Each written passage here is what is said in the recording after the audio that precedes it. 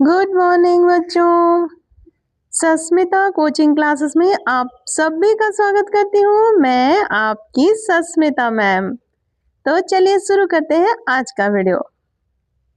बच्चों, पिछले वीडियो में मैंने कक्षा 6 का जो हिंदी पाठ्य पुस्तक मल्हार है उसमें से एक चैप्टर कवर किया था। वो चैप्टर 8 था, मैया मैं नहीं माखन खायो।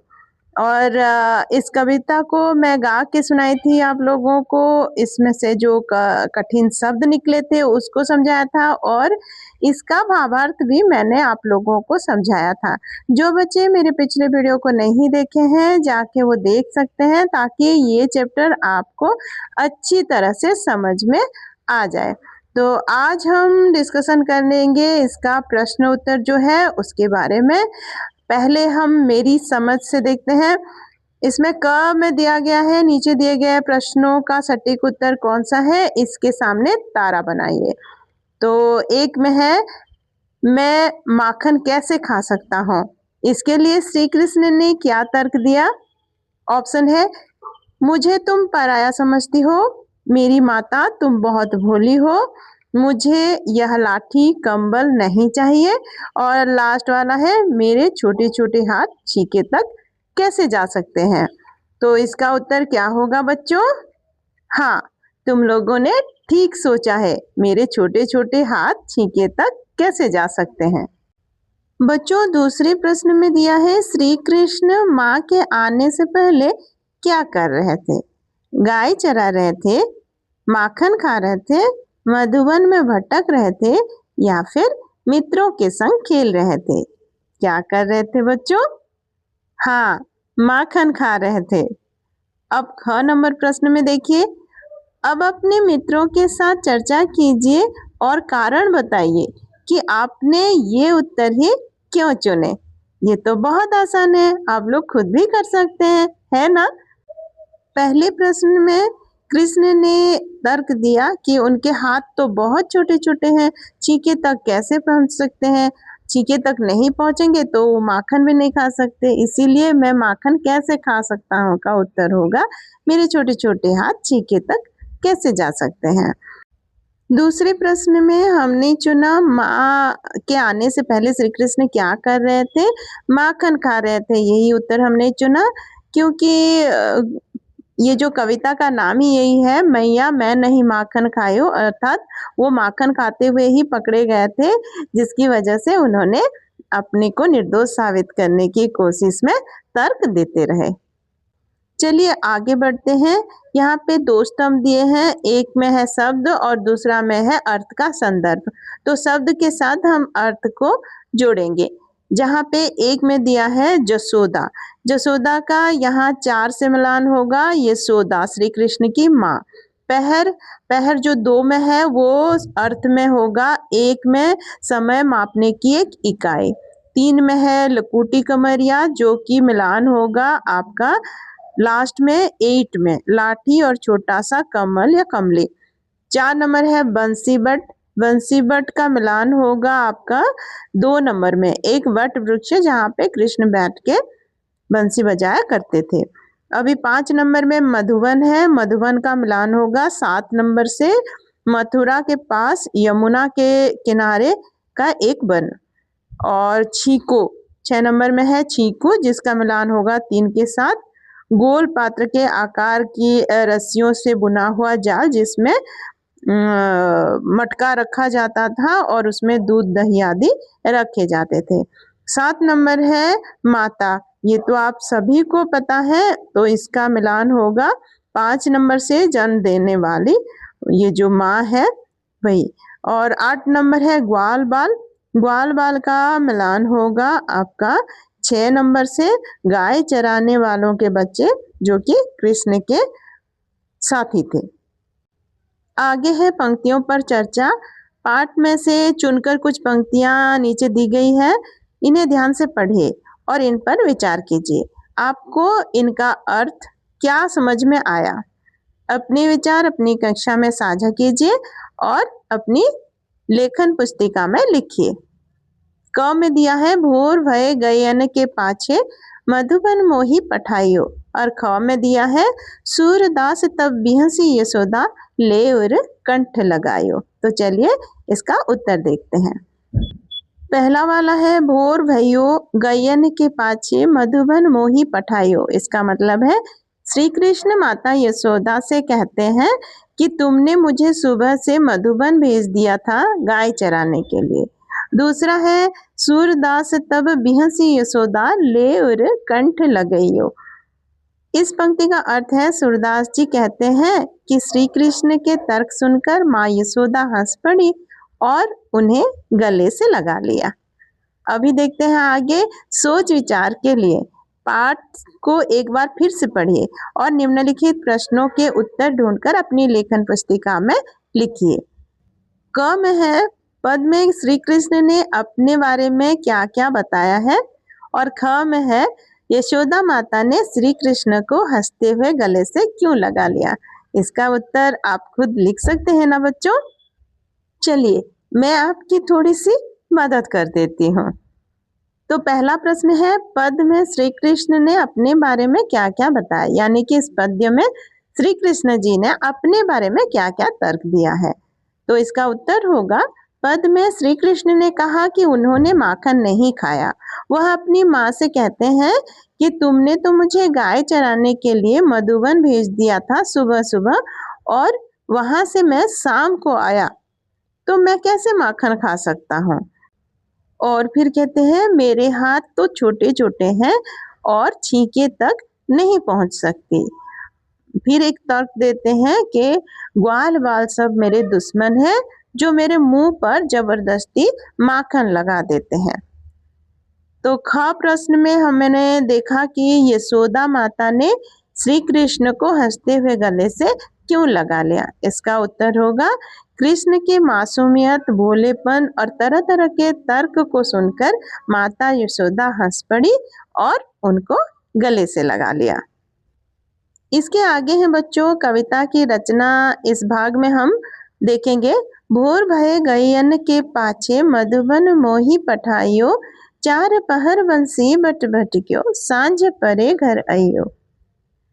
इन पंक्तियों के अंतिम शब्दों को ध्यान से देखिए। जैसे पठाइयो, आइयो, दोनों शब्द के अंतिम ध्वनि एक जैसी है। इस विशेषता को तुक कहते हैं।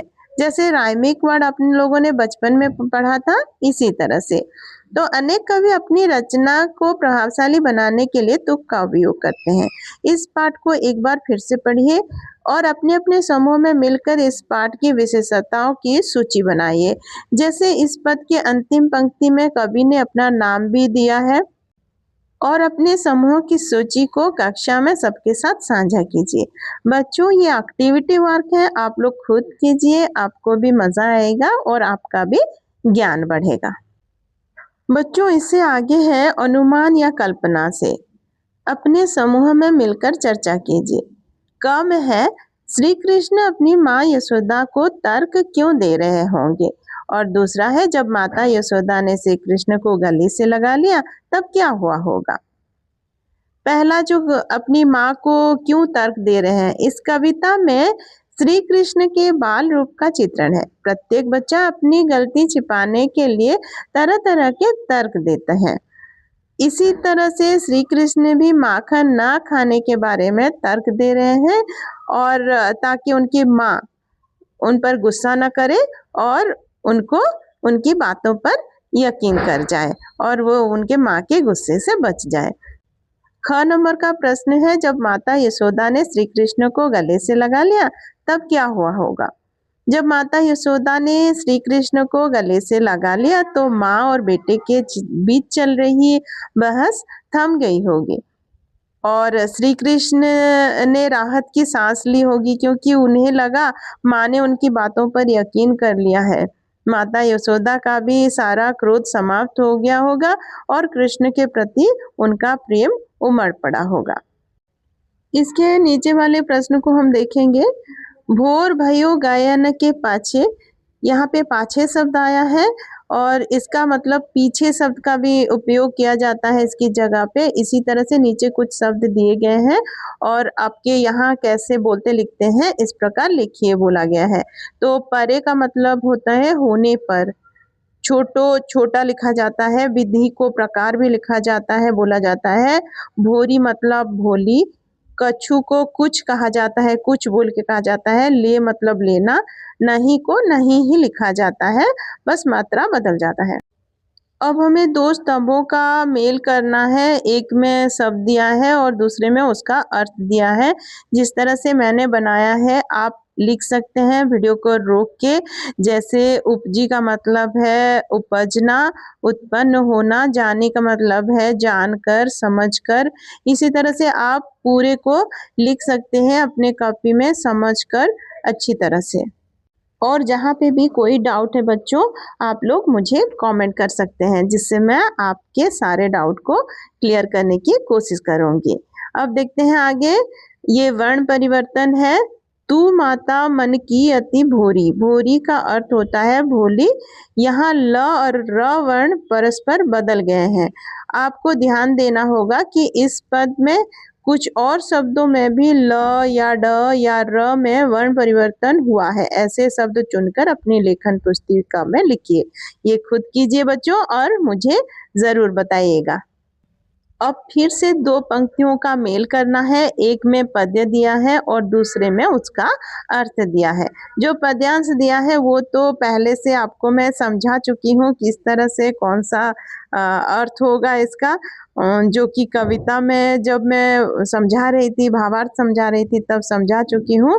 इसी तरह से आप खुद भी कर सकते हैं ये अच्छी तरह से। और कहाँ पे भी आपको कोई डाउट हो तो मेरे वीडियो को रोक के आप देख सकते हैं ये सही है कि नहीं है, आपके उत्तर के साथ ये मेल खाता है कि नहीं खाता है।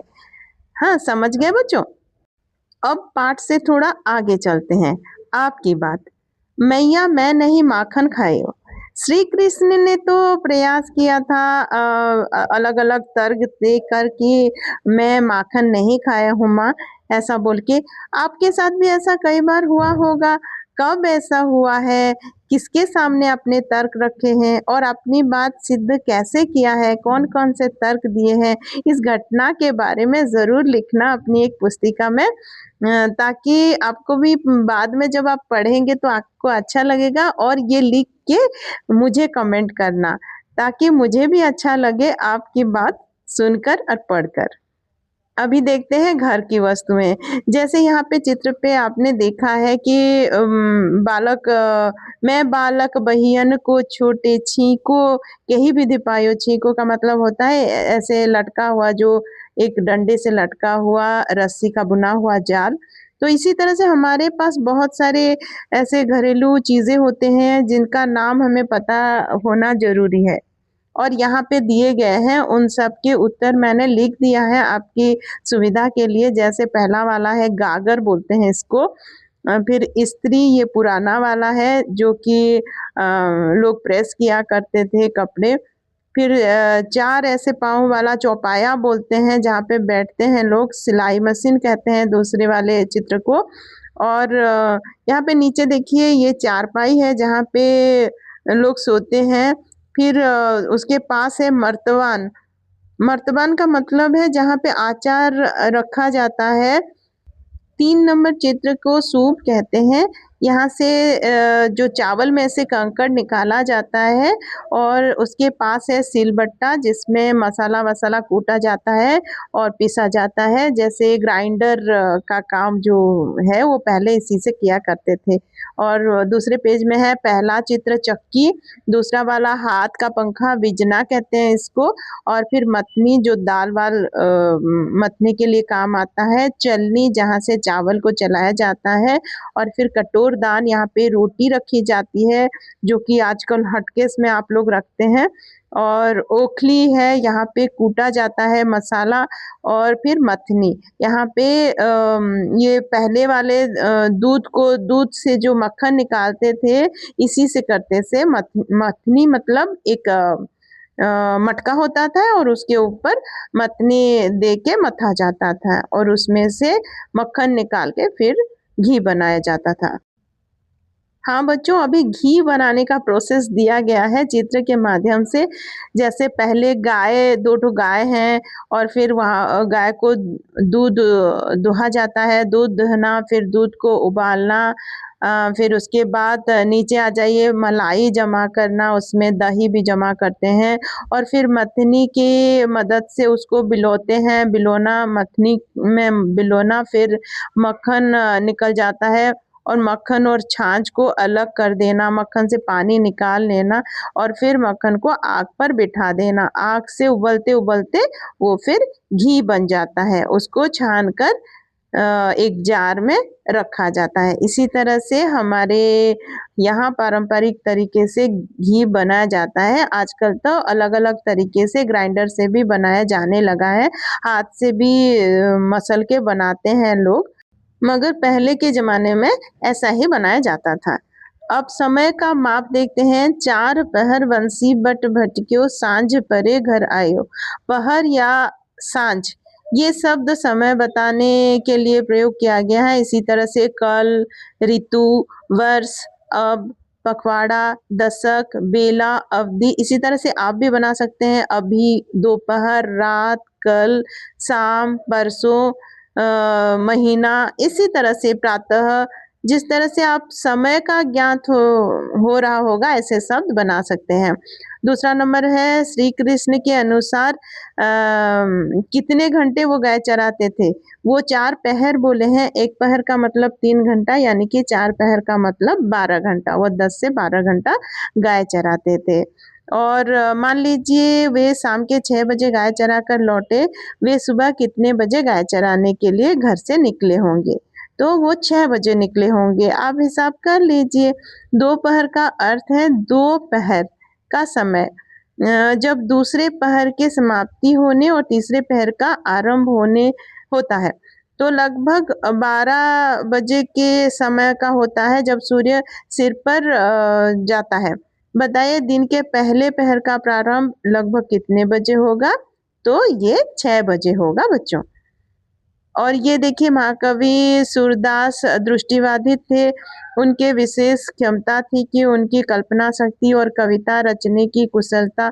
इसी तरह से आप में, आपके परिवारजनों में, आपके शिक्षक में, आपके मित्र में कौन-सी खूबी है, कौन-सी विशेषताएँ हैं, कौन-सी क्षमताएँ हैं, इसके बारे में आप खुद ही लिखिए। और इसका दूसरा जो प्रश्न है वो भी आपके लिए होमवर्क है। और ये देखिए, आज की पहेली में हम देखेंगे, ये आज का लास्ट प्रश्न है। दूध से अनेक चीज़ें बनती हैं जो कि एक पहेली की तरह दिया गया है और यहाँ पे चित्र भी बनाए गए हैं। उन चित्रों को हम इस पहेली में अच्छी तरह से शब्द पहेली में जोड़ के लिख लेंगे, जैसे मैंने लिख लिया है। और यहाँ से हमें मिलता है खोया, दही, मट्ठा, मिठाई, घी, आइसक्रीम, मलाई, पनीर, छाछ, लस्सी, रबड़ी। इसी तरह से पूरे सब जाल को मैंने भर दिया है। आप भी इस तरह से भर सकते हैं और क्या-क्या निकला आपके यहाँ ज़रूर बताइएगा। तो आज का वीडियो आप लोगों को हेल्प किया ना मेरे बच्चों? अगर अच्छा लगा तो लाइक कीजिए और आगे के वीडियो का इंतज़ार कीजिए। तो आज के लिए इतना ही। Take care. Bye bye. Thank you.